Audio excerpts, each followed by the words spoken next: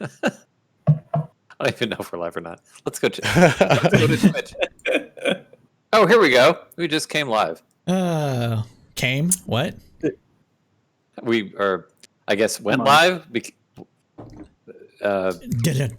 Anyways, this is some WAP, some wonderful ass podcasting. Wow. Well, right. hey everybody. Well I played, am your host and moderator, Anthony Strain, and this is Crowdsourced Politics. We are a podcast born out of a funky little corner of the Facebook debate community world. I am joined today by Art Black, Sean Hello. Dixon, What's up? Mateo DeGaulle, Yo. and Dylan Capdevilla. Hey. If this is your first time joining us, we are doing live news roundups every Monday starting at approximately 8 p.m. As you can see, we are so fucking late because, of course, we are. Streaming sucks. But hey, here we are. See? And Mateo's camera just went away. So that's the difficulty we've been dealing with tonight. But every Monday we will be live doing news recap of the week that was, because so much happens on the weekend that we didn't feel like it would be good to do it on like a Sunday or something.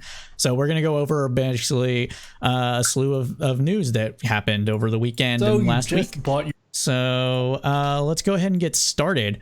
Well, before we get into everything with the news, how's everybody doing tonight? Like, you guys holding up okay or whatever?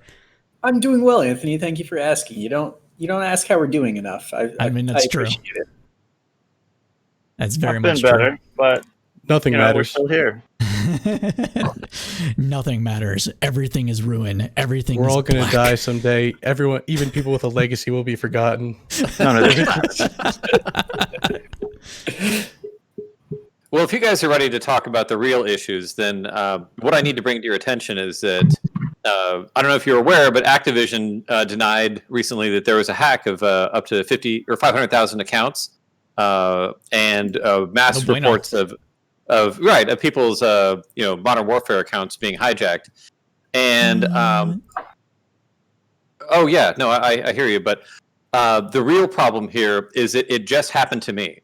And what's worse is that Activision is denying it. And I had a good password on that account, so nobody guessed that. Like, something happened, and them denying it pisses me off. So, and their way to get it back takes days. You have to create a new account, you have to log in, and their system's totally overwhelmed. Like, nothing is working on Activision right now, and I feel it's a cover-up. And I just I feel they need to be exposed to the world. Mm-hmm. So what you're saying is class action lawsuit. I'm glad that you brought that up. Thank you for. Right. Wow. We're coming for you, Activision Blizzard. You fucked up the wrong podcast. Exactly. So I had to get that off my chest. You asked me how we're doing, and obviously not well. Obviously not well. So you're out on the Call of Duty game for a minute? Yeah, I mean, I could create a new account and run around and bullshit with nothing unlocked, but no, obviously not. Yeah, peasant. Yeah, are we farmers? What does this look like? PUBG? Right. So that's just and there's some election something going on, but what elections? I heard about that. What is that? We're a political podcast, or what?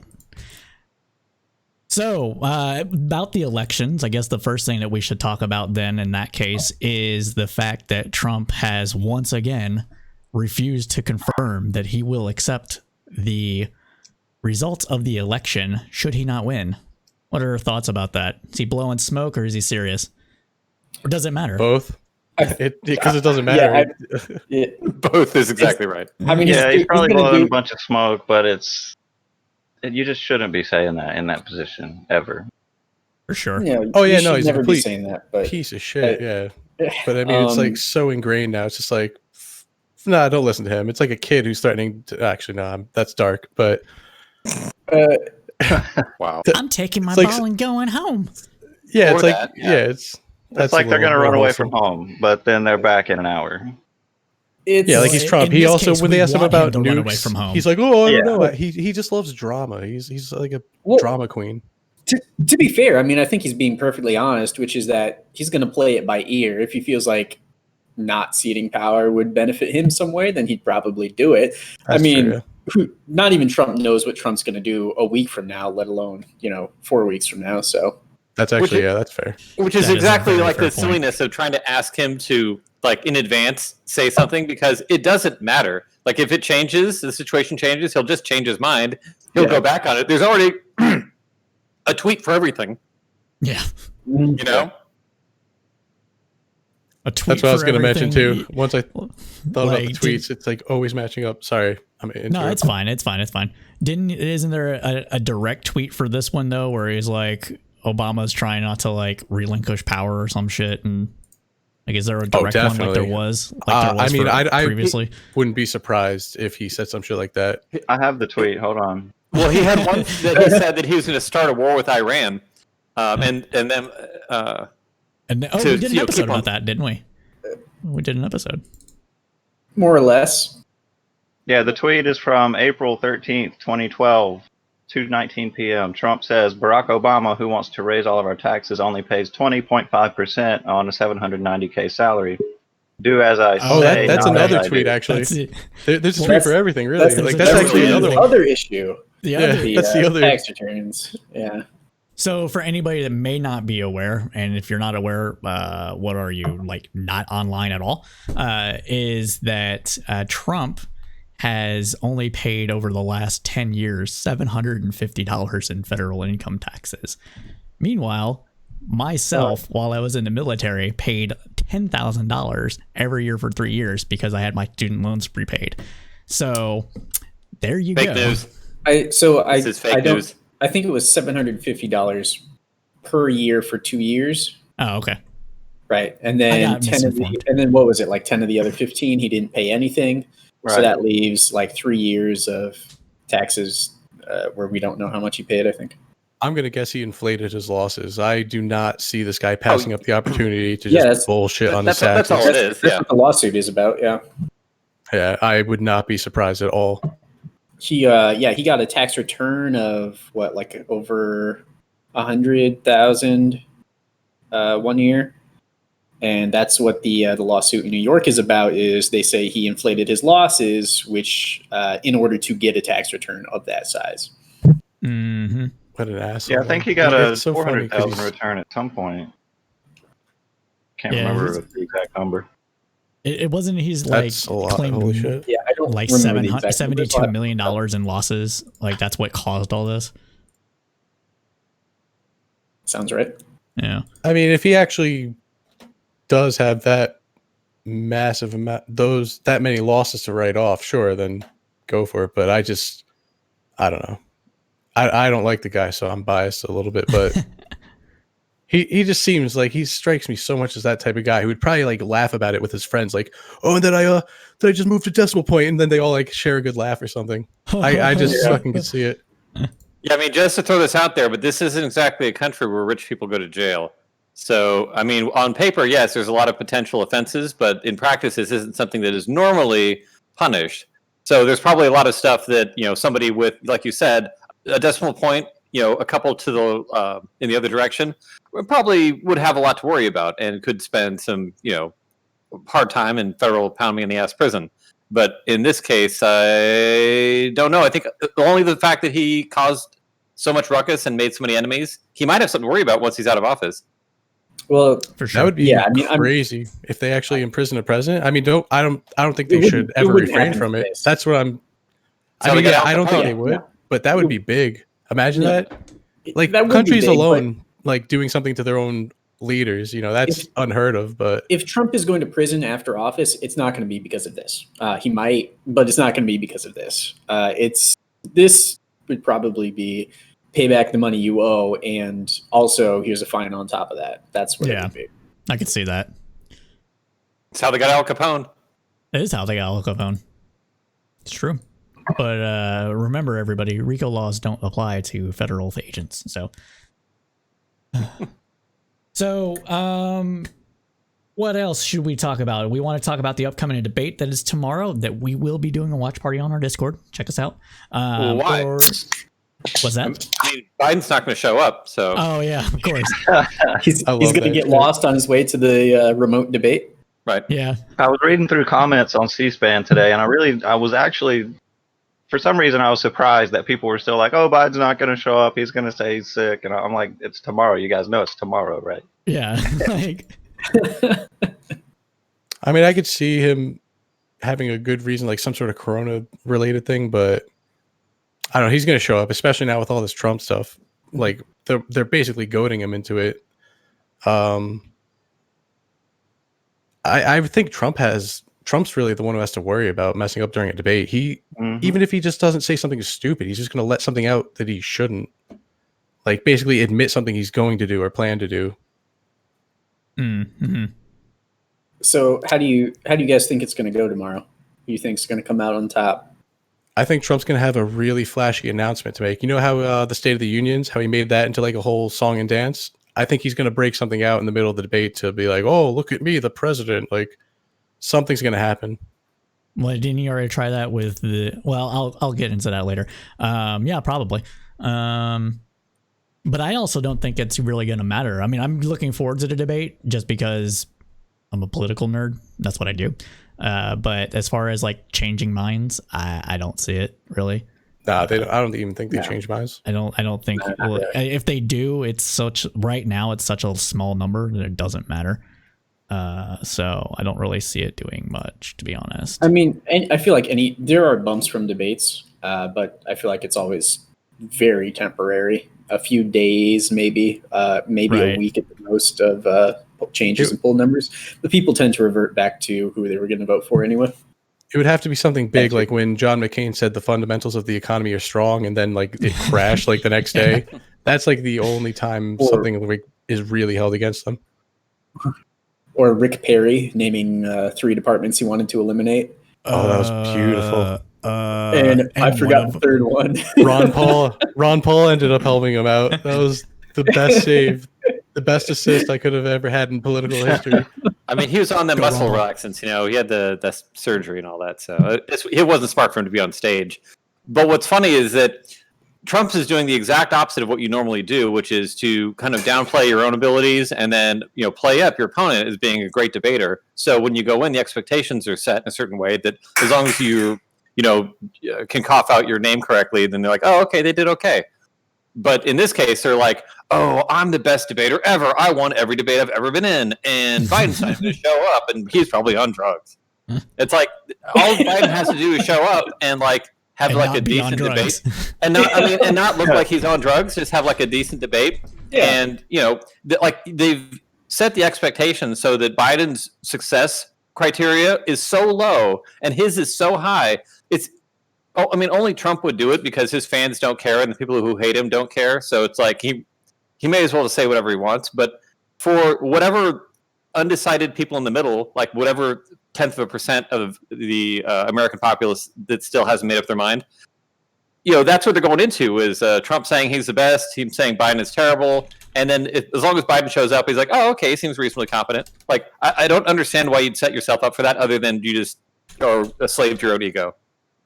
Yeah, I mean, in order to come out on top tomorrow, all Biden has to do is show up and stay awake and not say anything horrifically stupid, and that's it.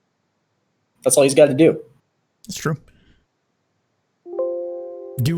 So we know that Chris Wallace is going to be the person that is moderating the debate. Are we expecting him to do any quick fact checks on the debate stage, or do you think it's just going to be kind of moderately hard-hitting questions that we can expect that he's done in the past?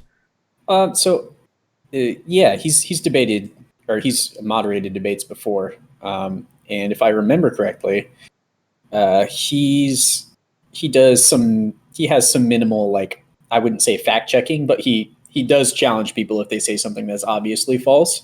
But I think he's going to be all right. I think Chris Wallace has done a good job in the past, honestly. Mm-hmm. Yeah, he'll double back if someone says something stupid or out of order or something. But he's pretty good. Okay. Yeah, he hasn't appeared to play favorites in the past.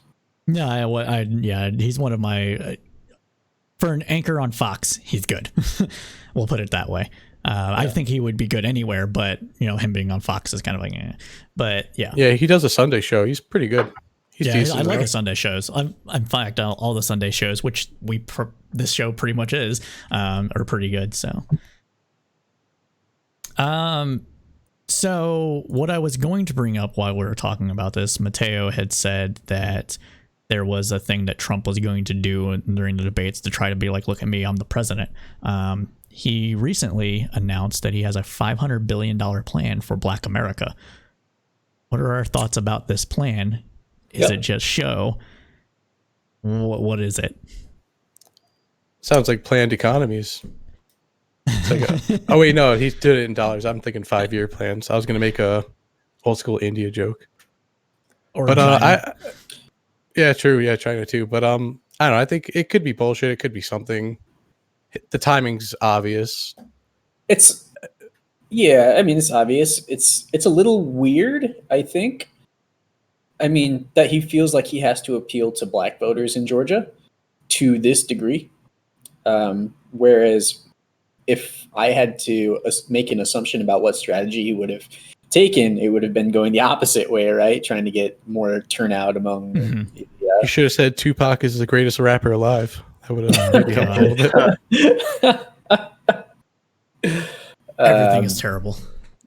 Yeah. No. Does anyone know what that references to? Because if that's just random, that's going to sound really dumb.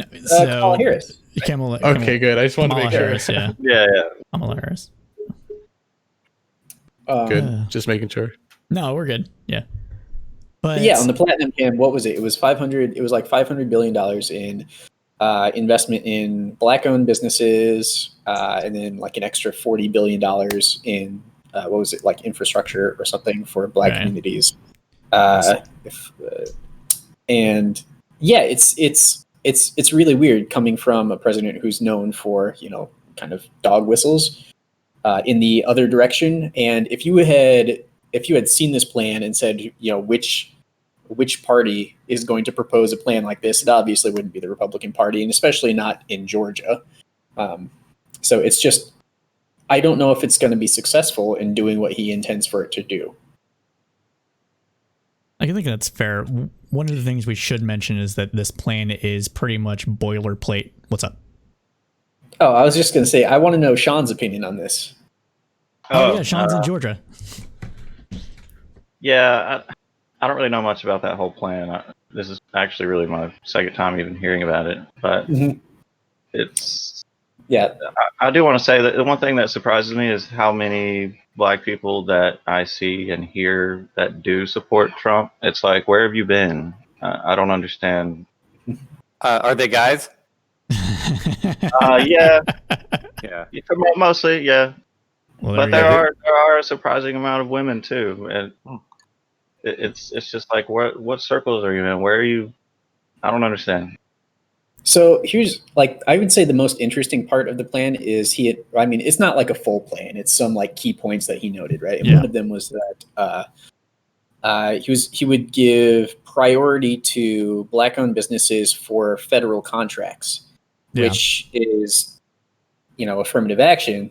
Literal affirmative action. Yeah, that's how it was done in the first place. Right. I think he just wants to be, he's front running any kind of race criticism, I think. Yeah. And that seems like it would backfire among his base, but obviously that's not something that he really has to worry about. So it'll be interesting to see how it plays out.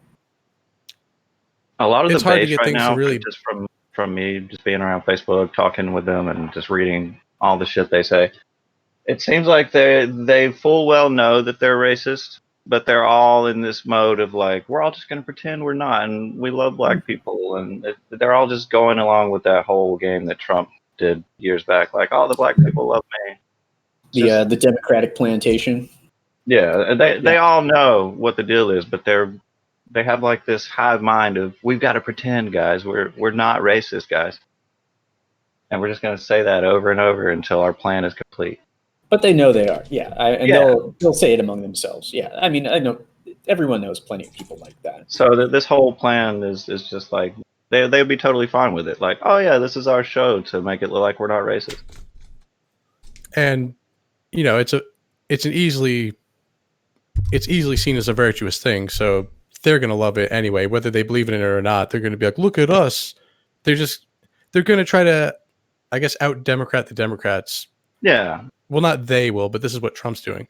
This way, if Biden says anything at the debates about, his race relations, they're like, oh, well, look at this. Oh, I'm FDR for blacks or whatever he's trying to look like. Yeah. One of the things I think we should mention is that this plan is pretty much the boilerplate kind of plan that Republicans put out when it comes to economic stimulus. It's tax breaks. It's not direct investment. It's economic opportunity zones. So the kind of thing that Rand Paul can get behind. So if we think this is going to directly benefit communities as they are, rather than it being crony, Opportunity zones do. Opportunity zones, depending on how they're managed, typically end up being crony capitalism, like anything else. rather than it being an actual opportunity zone. And if it's done through tax breaks and preferential loans that you have to go through banks to get, which is what they typically are, then it's people that already have the contacts and the connections that will get those loans, not people that don't. So it will be those that are already connected and pretty decently well off that will get it. And now, behold the power of my gentrification ray. I mean, this is one of those things where it's like this is like pushing the envelope of the whole Lucy and the football thing, as far as like believing that the Republicans would actually commit that kind of money in a legitimate way. I mean, if they're doing it, it's going to be a bait and switch for some kind of like tax credits for businesses to go in there, buy cheap real estate, privatize the police force, and basically maybe field RoboCop units in the city, much like the prescient 1988 classic. So, which, just to refresh your memory, the corporations did send rioters in there to lower property values so they could swoop in, privatize everything, and buy it up cheap. So, good stuff. There was also stuff in that plan as far as making the KKK and Antifa designate them as terrorist groups, which is the kind of thing that people go, well, why didn't Obama do that? Why didn't anybody ever make them a terrorist group? And the reason is that the laws for designating things a terrorist group is part of the State Department. Like, that law exists to designate foreign terrorist groups. There is nothing on the books anywhere that allows the United States government to designate people in the United States who are U.S. citizens or persons as domestic terrorist groups. It's just not a thing. There's no law on the books. It's never been done because there's no reason to. It has no legal teeth.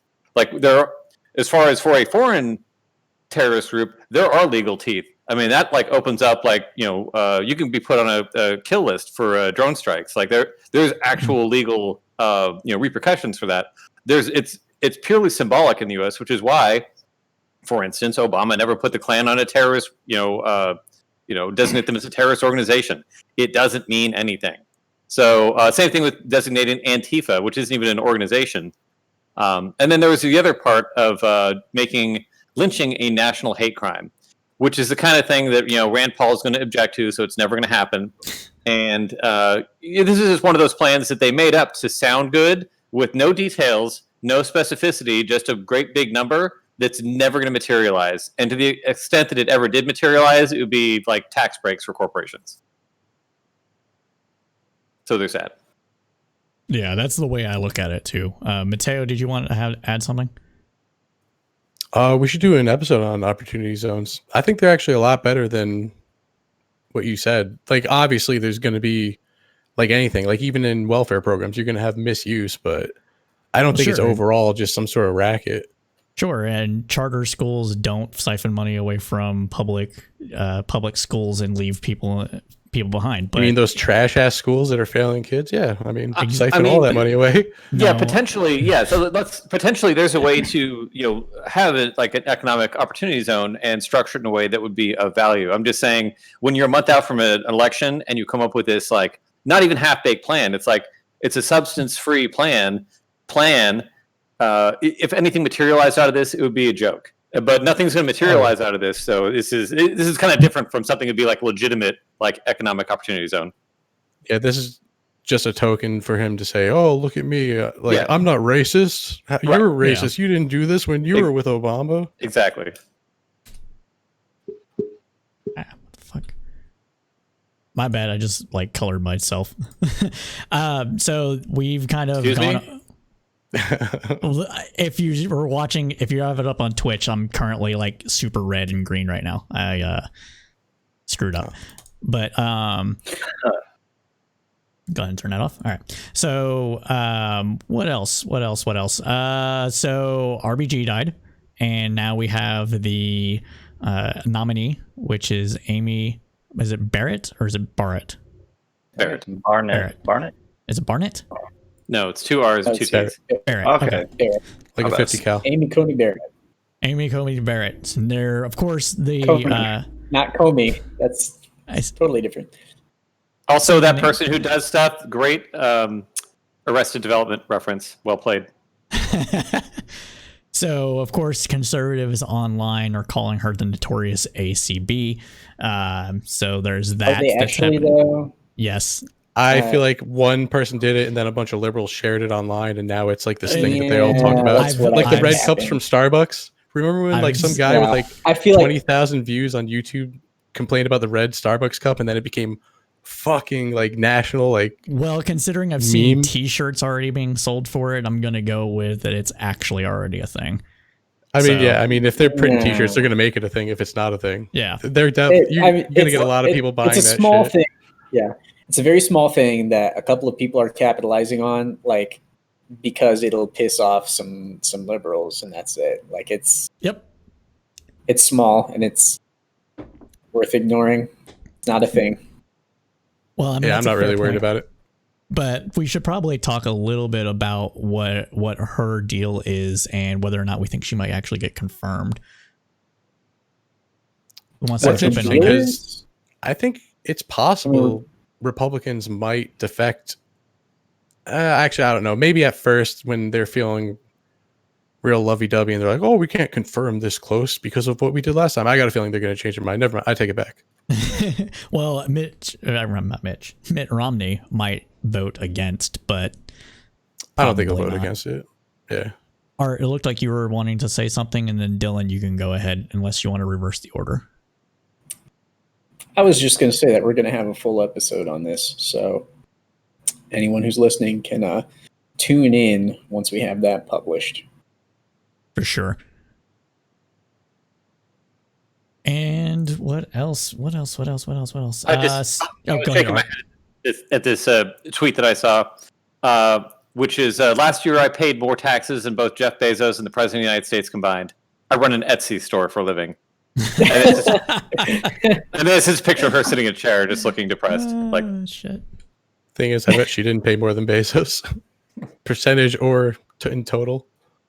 Bezos as an individual, probably not. Amazon as a company, probably. Amazon, what, in like 2015? As far as I know, maybe? Amazon still didn't pay anything in taxes last. You're never going to hear about it when they start paying in taxes. You'll never get that news. I'm pretty sure they still didn't. Let me look it up real quick. Paid. They are now. In taxes. All right, I'll take your word for it, but I'm still looking it up. Oh, no, you can. Sorry, I didn't mean to say it aggressively. So 2018. It'll be national news when it does actually happen. It'll be like Andrew Yang. No, it won't. Puts in 2018, Amazon paid $0 in U.S. federal income tax. Andrew Yang puts VAT tax on every fucking body. Yeah, in 2019, they didn't pay anything in 2018. So, and in 2018, they got a $137 million refund. And also received, yep. So I'm going to go with they still aren't paying anything because of capital investment. Okay, then I'm wrong. I got to look that up. But I think that this is what's... Go ahead. Oh, just really quick.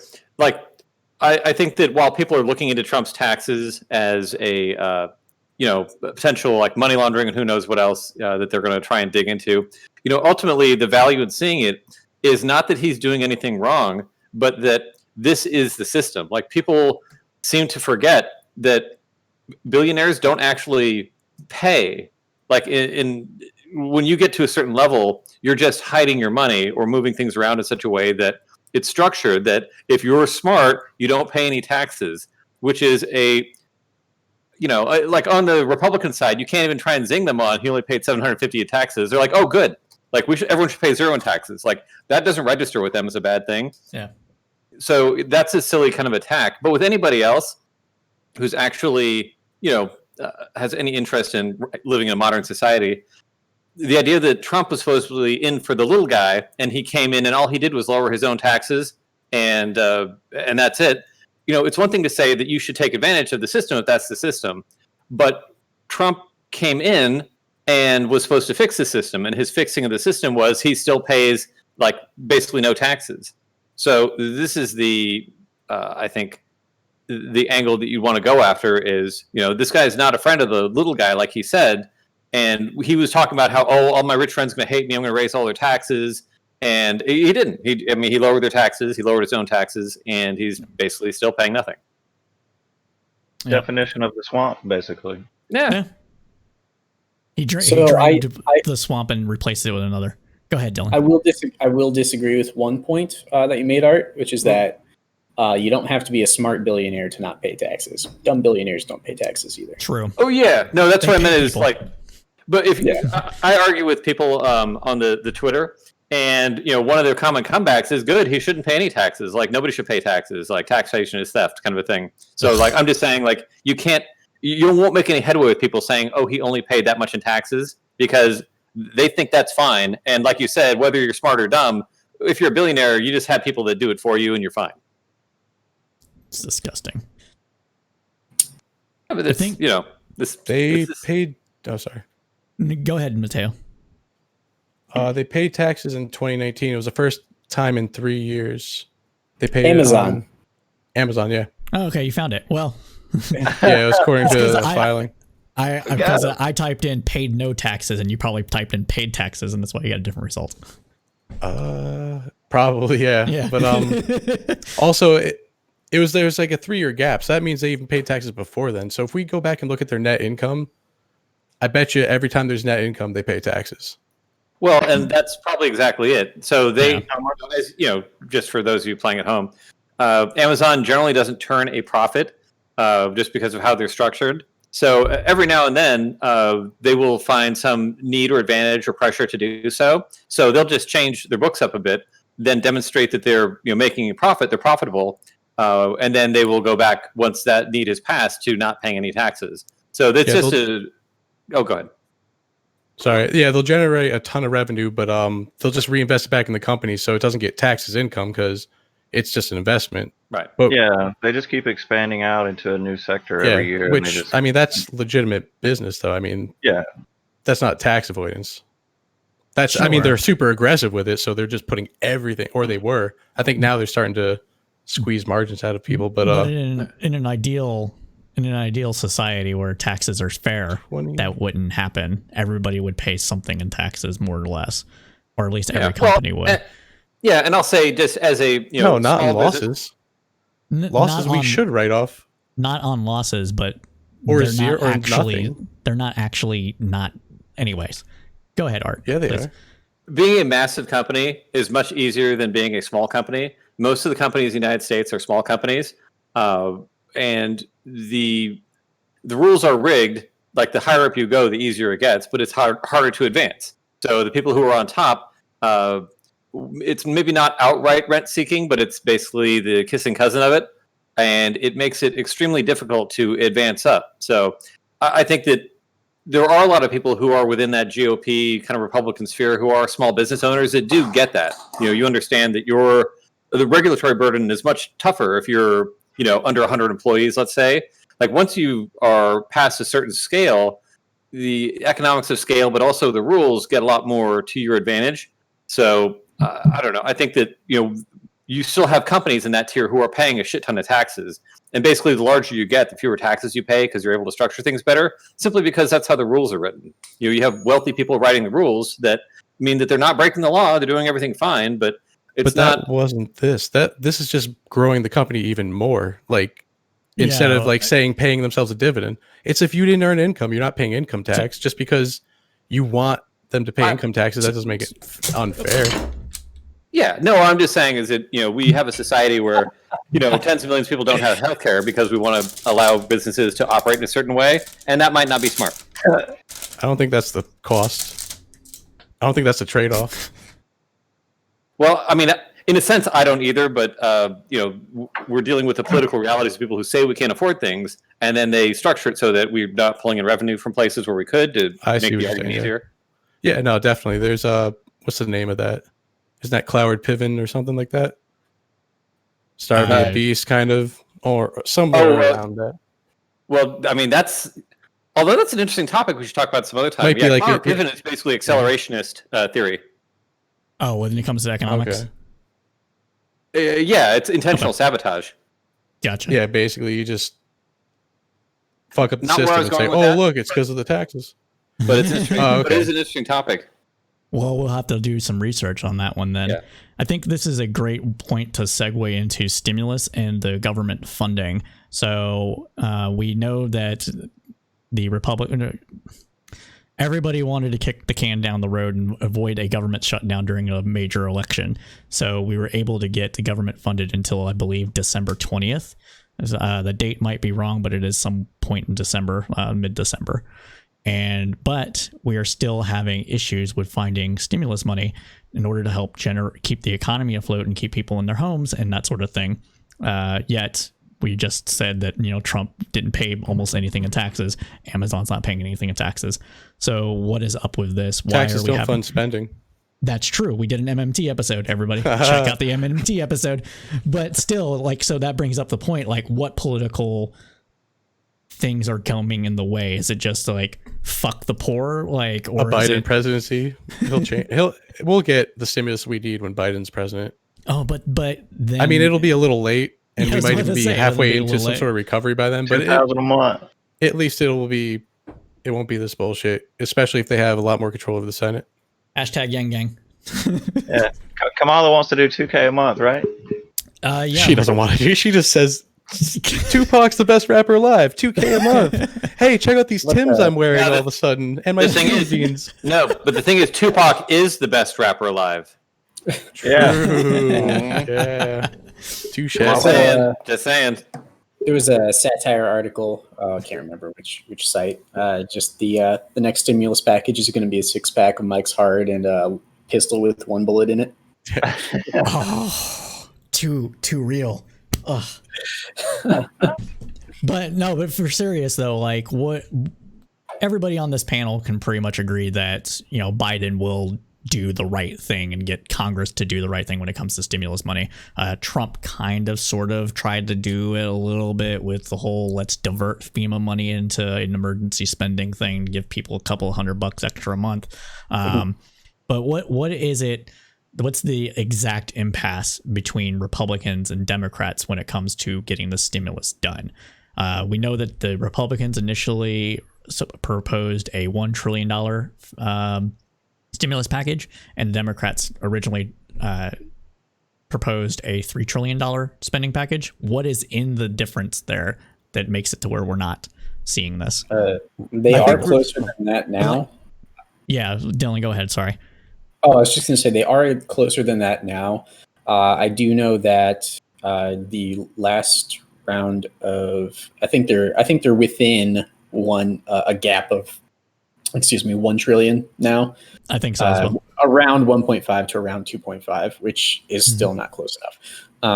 But I do believe that the Republican package had more corporate tax breaks and less direct cash stimulus to citizens. And didn't the Democrats want some money going to states in order to shore up state budgets? Can anybody answer that? Yeah, that's actually where I think Republicans had the biggest issue with this, because Republicans are looking at all these blue states and they see they have they pay out pretty nice pensions and everything for their federal or for their state workers. And McConnell and all them, they're like, well, I don't want to bail out this, what they see as a irresponsible program. So that's their biggest issue with giving money to states like that. I think that's really what's holding up most of this. I feel like if you could somehow ensure a penny wouldn't go towards a pension, like propping up a pension fund or something, I'm pretty sure Republicans would be a lot more open about just a big number bill. Okay. They hate the unions and they blame that for their blue state deficits. Well, they blame a lot of things, mismanagement of funds, and everything like that. Go ahead, Art, please. Just speaking of blame, because there's a tweet for everything. There's a tweet for here's our president, Donald J. Trump. Before he was president, December 7th, 2015. The Washington Post loses money, a deduction, and gives owner Jeff Bezos power to screw public on low taxation of Amazon. Big tax shelter. If Amazon ever had to pay fair taxes, its stock would crash and would crumble like a paper bag. Oh my God. It's so good. Like there really is. He just comments on everything, and it's pure stupidity, and it just ages so well. It's just like fine wine. Put that in Pete Buttigieg's wine cave.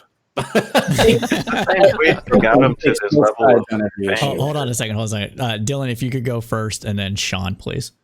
Oh, I was just gonna say, yeah. At some point, he takes both sides on every issue. So, like 5 years down the road, you'll always be able to pull something out, no matter what position he takes in the future. You'll always be able to pull something out. That's how it is. Yeah. Go ahead, Sean. I was just going to say all those tweets that we keep referring to, that just from 4 or 6 years ago, whatever, how many years it is, those are the same tweets that led him up to where he is now. That's what got him in the position he's in now. But they're the same tweets that are revealing his bullshit.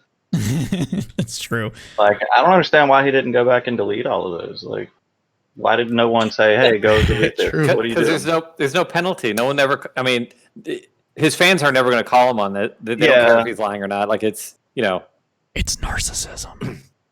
It is, but the point is to get away with it. Like he doesn't want to be restricted by anything. He'd rather crash and burn than ever go back on anything, which is why he usually runs his businesses into the ground. Yeah. So why would you delete it when ignoring it is easier? Exactly. That's true. Yeah. Those kids would be really upset if they could That's read.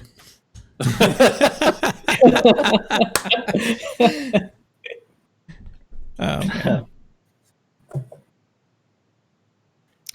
Coronavirus has now killed more than 1 million people Worldwide. That's a dark headline. Yeah. God damn. Has it passed 200,000 in the U.S. yet? Yes. Okay. I think we are at 222,000 or somewhere about. No, actually, only 6,000 people have died. Oh yeah, of course. Oh, sorry, that's right. Only 3, really. So You like count all 20 the other bullshit out. It's only 3 people. So like 22% of the world coronavirus deaths. Yeah, we're at 205,000 deaths. So I was wrong about my number. Yeah, Okay, we're so 6,000. So about 20% then. And of total cases, we have had 7.16 million. So you can get that on Google. Everybody just Google it, and it comes right up. Yeah, but this is all fake news. Coronavirus has a lower fatality rate than the hiccups. oh my god! But So I'm pretty, actually, that's I'm laughing. I not got funny, Art. I'm pretty sure I'm going to die from the hiccups. Yeah, well, it's a fear of mine. you just take your chances. No, I actually almost got into a throwdown argument with a coworker at one point. I mean, like a colleague, let's say, who just casually mentioned she was like, that only 6,000 people have died of coronavirus. I'm just like, God. I'm like, I don't even have the time in my day to stop and educate you on all the reasons you're wrong. Like, but go ahead and say the word comorbidities. Let me lose my shit right here now. And I'm just like, oh, okay. Over, stone against the wall. Right. Yeah. You're fired. Yeah, just like Trump does. Right. It doesn't work for me, but it was a colleague who brought it. Yeah. But yeah, it's just like everything I could do to just be like, I'm like, I honestly, I don't even have time to get into this right now. I'm just going to smile and nod. I'm like, wow, that's really interesting. Like, can we keep going? Yeah, I can't do that with people on a personal level. It's too much. I mean, if someone honestly can't acknowledge that 200,000 people have died, there are over 200,000 bodies. Yeah. 200,000 death certificates that will attest to that, and they can't even acknowledge that. What's going to convince them? Like, nothing I'm going to say is. That's the thing. They accept it though. They say the comorbidity thing. They think that if you get into a car crash and you had the sniffles, they'll write it up as coronavirus because the hospital gets like a $60,000 payout. Like, I've had people straight face tell me this. I'm like, wow, that's amazing. That's wow, what a world. It doesn't help. What are you going to say? Like, Exactly. Yeah, Like I would need to spend all day just to re-educate you, and I just don't have time. Like if you like try to break down their like where are you getting your information, then like break down the credibility of their sources. You know, like where's this information actually coming? Excuse me, coming from? Like that's too in depth for them. Like if they had the brain power to figure that out, they wouldn't have arrived at that conclusion in the first place. Exactly. Yeah. And there's the other issue is that people are like, well, people die. Let's get the economy going back. Whatever. And honestly, that's a much more honest approach. Like, you could take that argument and say that in the grand calculation of things, people are going to die anyway. But by letting the economy crash, it's ultimately going to hurt more people than coronavirus would. You don't have to necessarily agree with that, but you could at least give it an intellectually honest, if cold and calculating, bit of credibility. Mm-hmm. It's just the people who just deny what's happening because they read somewhere that everything's fake and that I'm like you said, like, what are you going to do? Like, ask them, where do you get your news? Like, do you check other sources? I mean, if they wouldn't be spouting that nonsense. And it would, I'm like, could you just like go onto Facebook or Twitter and say that so I could spend all day educating you? Because I can't do it in real life. I can't. But I will make time for you if you say it on Facebook. And this doesn't even get into the whole people that are experiencing long-term negative impacts from catching COVID. We have 200,000 deaths, but it's estimated that anywhere between 3% and 10% of people that get COVID and have to go to the hospital end up with long-term negative impacts because COVID is a vascular disease. And so it has the potential to impact every part of the body. We have people that are losing full I don't know how to exactly say it, but they're losing some part of their eyesight. We have people that are getting heart palpitations from this. We are having a massive amount of people that are reporting not massive, but a good number of people reporting chronic fatigue from getting COVID and not recovering for 3+ months. So everybody's saying, people are going to die or whatever. They're not taking into account at all. No one's focusing on it at all. Like, there was just an NPR cast on it. I don't remember what it was. It might have been Think or some other podcast that's local here in Texas, here being Texas, that went over it, and no one is talking about it. Like, nobody. Yeah, that's actually a weird phenomenon with humans. When it comes to death, they're motivated, they're moving, they're just, something grabs them about death. But if you talk about like some real bad suffering, like post-COVID, you survived COVID, you didn't die, but you're suffering. We never hear about that. People only look at it as in deaths. Yeah. And it's just weird. Same thing when I bring up animal shit all the time. Same thing with animals. They're just like, oh, well, yeah, it's a no-kill shelter. And meanwhile, they're just stacking animals on top of each other, and they're just sitting there living miserable lives. Like, for some reason, death is always like, that's like where it just snaps in their head. They're like, oh, I care now. It's something we got to get past. The long time economic drag from all the people that are going to be quote unquote long haulers is going to be immeasurable, in my opinion. We're talking people that are going to have constant, maybe potentially constant health problems for the rest of their lives.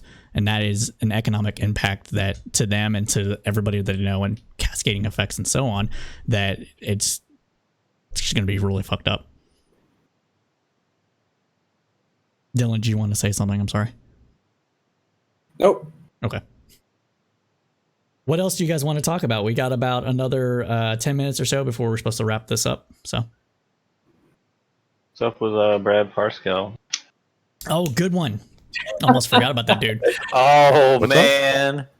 Trump's former campaign digital marketing guru manager guy. Brad, what is his last name? Was it the guy who went Parscale or something?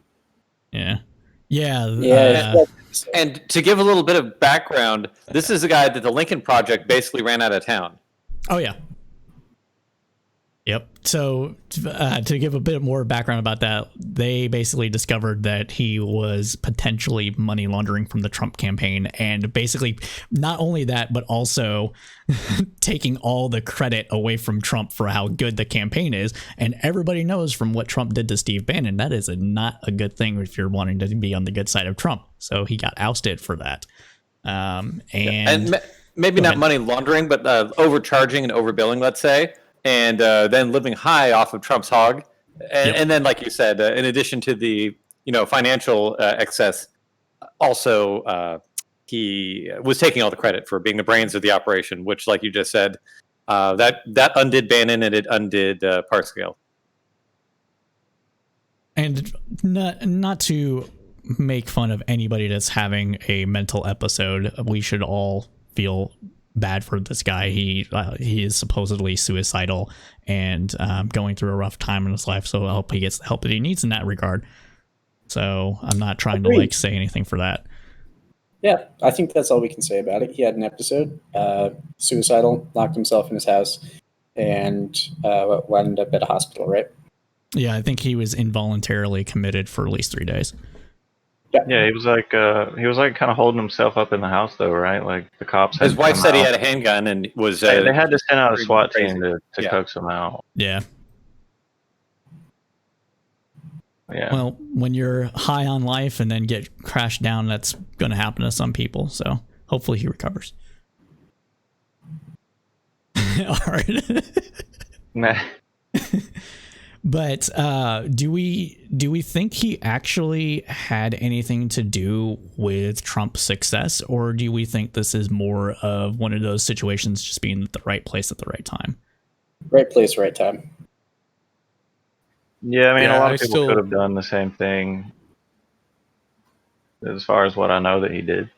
Yeah, especially the 2016 Trump campaign. It was a bunch of outcasts and grifters and people that had no legitimate access anywhere. He was probably like moderately competent at whatever he was doing, but you got to give Trump credit for 2016. I mean, that wasn't it. That wasn't a staff thing. I mean, he just bamboozled the country using his Twitter account, and I mean that's just it. I mean, that's the whole joke. That's the tweet. I think it was a series of flukes. I think he just got so lucky. Oh, absolutely. So lucky that Yeah. So many Republicans, all like the establishment vote was split up like 15, 16 ways. It was so. It normally doesn't happen. Like that's something you see with the Democrats. They usually have a huge, wide stage. It was And perfect. that helped Trump out. That made him. Yeah. And then with the Hillary election, all these young people just stayed home because I mean, who really thought Trump was going to win? You know, I'm not going to waste my time voting if I think it's a slam dunk. I'm going to go hang out with my friends. And here we are. Oops. But What's the worst could happen? Fast forward. shit. It's Sorry, like those old guys. I BET hope movies. Crazy, right? Fast I'm just forward, wondering how I got here. fast forward through 3 Supreme Court nominations. Yep. Going on to a fourth. If he wins, it's going to be 7-4 or 7-2. Like it's. I mean, that's kind Not a of good thing. normal. Nixon appointed 4, and then after that, Carter got 0, Yeah. and then Ford got Yeah, John this is Paul gonna- Stevens, and then after that, it was basically Reagan This love until is gonna Obama sound came super around. scary, but Nixon was more responsible than Trump is. Oh, of course, yeah. Yeah. Well, these aren't really Trump's picks. You think Trump has Trump hell knows any no, ability nothing. to No, pick? there's Yeah. No, That's why I'm not worried about these as I Miller. am like other things.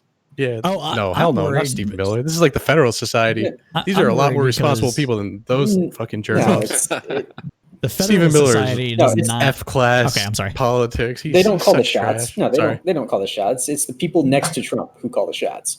I mean, when Yeah. I say next to Trump, I mean like Literally. physically next to him at any given moment. Right. Yeah. Sorry, I So- didn't mean to talk over you, Mateo. Yeah, I mean, a lot of it's probably Barr right now, and a lot of it's probably Miller.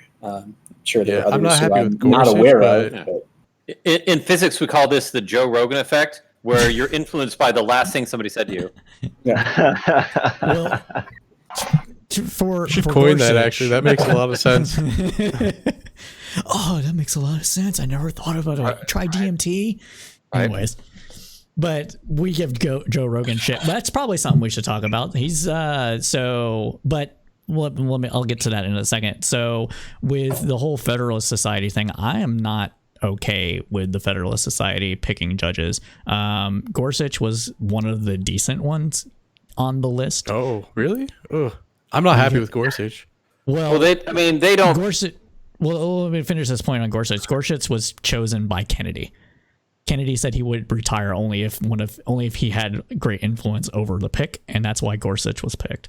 So That makes sense. That is probably what happened with that one. Kennedy was not going to give up his seat to somebody that was going to go roughshod all over Kennedy's, But I know monumental what you're rulings. saying. And the Federal Society is nowhere near compared what the American Bar Association does. I mean, do you see what happens when Trump nominates a judge that isn't ABA approved? People act like, I don't like the ABA like our either. democracy is dying again after the 12th time dying this year. The AMA, I don't like any of these associations. That's fair, then. I just wanted to make too much power. I don't like any of these A consonant A acronyms. Hate them. AARP. Yeah, fuck all those people. No. But no, the AMA and the ABA basically I believe have too much power and influence over what should be a more meritocratic, meritocratic Yeah, there's concern system. about that. But as far as the Federalist Society is concerned, my primary issue with them is that I don't really believe originalism is a thing. I think it is ideology masquerading as something that is better and proper. Most of the people that are in the Federalist Society are conservative ideologues from a legal standpoint, in my opinion, and that is why I don't like them. Also, they give a lot of cover from the Heritage Foundation. The Heritage Foundation, over the last 30 years, has gone really extremely right when it comes to religious, quote-unquote, liberties. So those people are basically a no-go for me. Goodbye, Art. Yeah, bye, Art.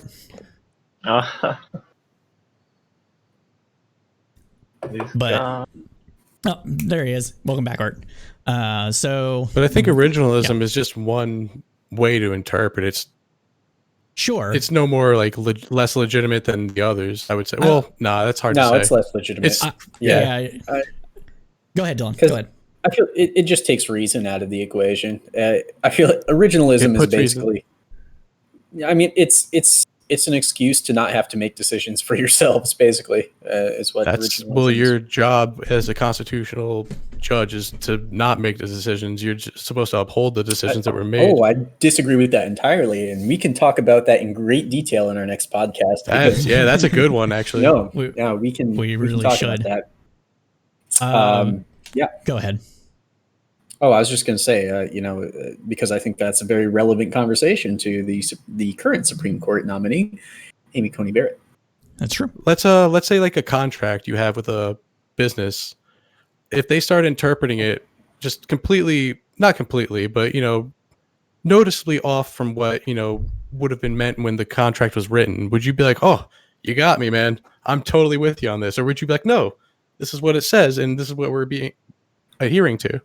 No, you would try to further the interpretation that would most benefit your own interests. Not your own interest as in what most benefits you personally, but what you are most interested in benefiting, if that makes sense. I think it's the difference between common law and what's the French version? So right. So I would say that that's not just I would say that's not just how things necessarily should be. I'm not saying that's how they should be. I'm saying that's how they are currently,